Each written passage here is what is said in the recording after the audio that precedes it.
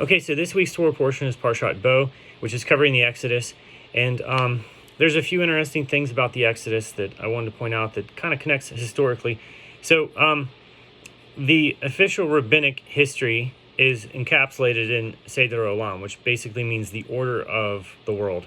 And this is the official rabbinic timeline. And the rabbinic timeline that covers Israelite history, to back to creation, it varies from secular timelines because of a few reasons, but I wanted to point out a few things here. So, number one, a lot of secular history is relied upon from Herodotus, which he didn't live in a lot of places, and he didn't have firsthand knowledge of certain things.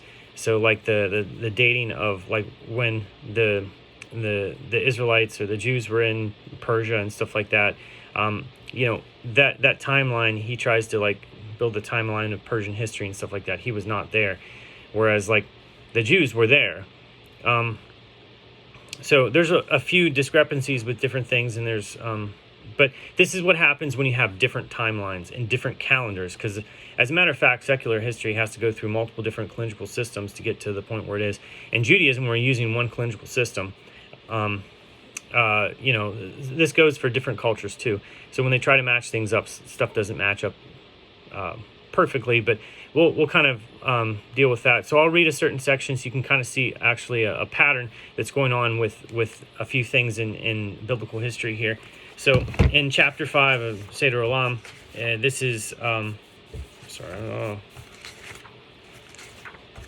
the thorn bush to Sinai. So it says, "For 7 days was the Holy One, praise to him, arguing with Moses at the thorn bush, as it says in Exodus 4:10. And Moses said to the Eternal, Please, O Master, I am not a man of words, neither yesterday nor 3 days ago, nor since you started to speak to your servant." So basically what he's saying is he was there for some time. So basically what they're saying is he was there for 7 days arguing with Hashem. So 3 days ago, that are 3 days, neither nor another 3. So in the day when he was arguing to obtain 7. So basically 3 days plus the one he has, 7. So this happened on the time of Pesach, and one fixes it on the 15th of Nisan. So that happened on the 15th of Nisan. On the same day the following year did the children of Israel leave Egypt. Similarly, on the 15th of Nisan was our father Abraham talked to between the pieces. So on the 15th of Nisan, the angels came to Abraham to announce the birth of Isaac, and on the same day the following year was Isaac born, as it says in Genesis 18:14. At that time I shall return to you in the time for life, and Sarah will have a son.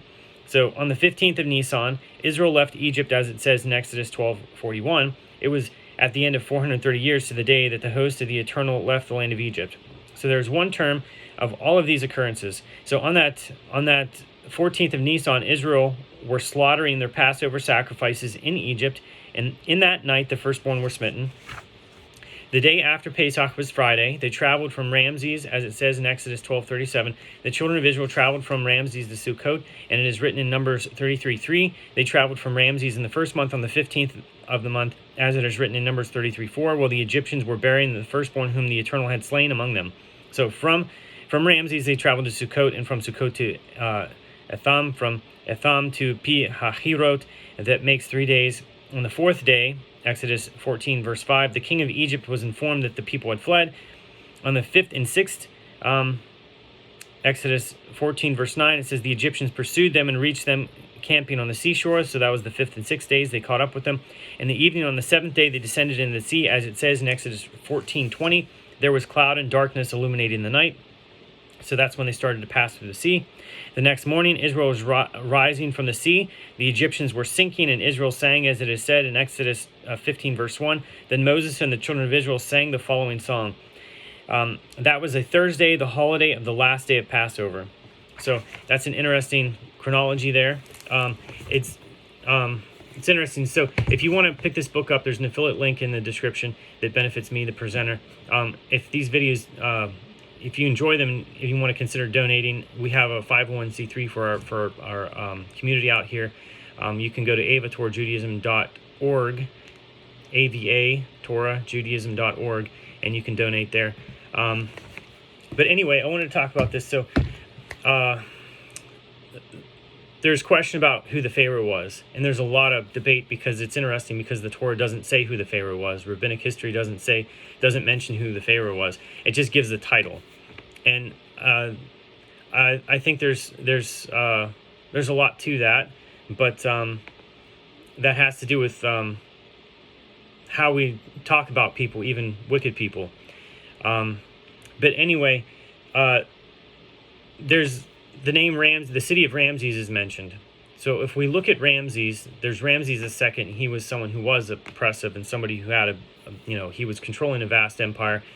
And then after that, the kingdom declined. So they will say that the secular history doesn't line up with Ramses II, but it's interesting because rabbinic history is a lot closer. Rabbinic history gets the dates of the Exodus, which is 2,448 after the creation of the world, gets it to the date. The date is within 99 years from the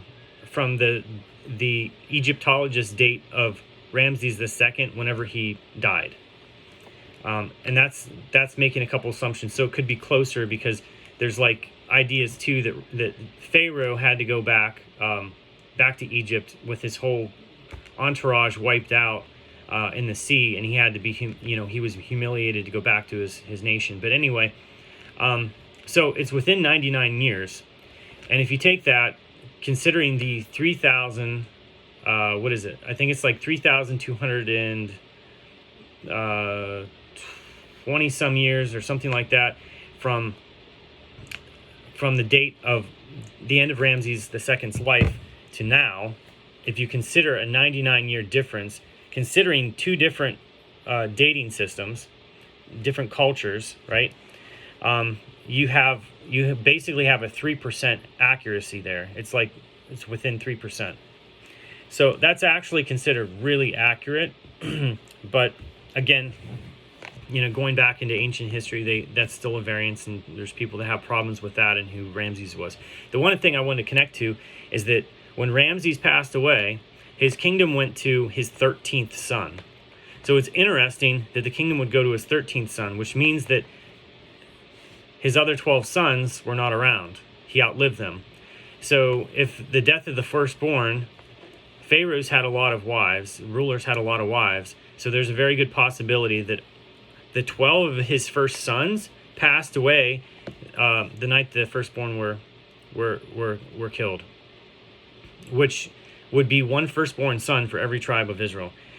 And then his 13th son, he ruled a very divided kingdom, and I think he was eventually overthrown.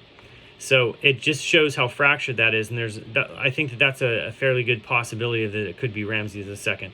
But anyway, consider looking into Seder Olam. It's interesting.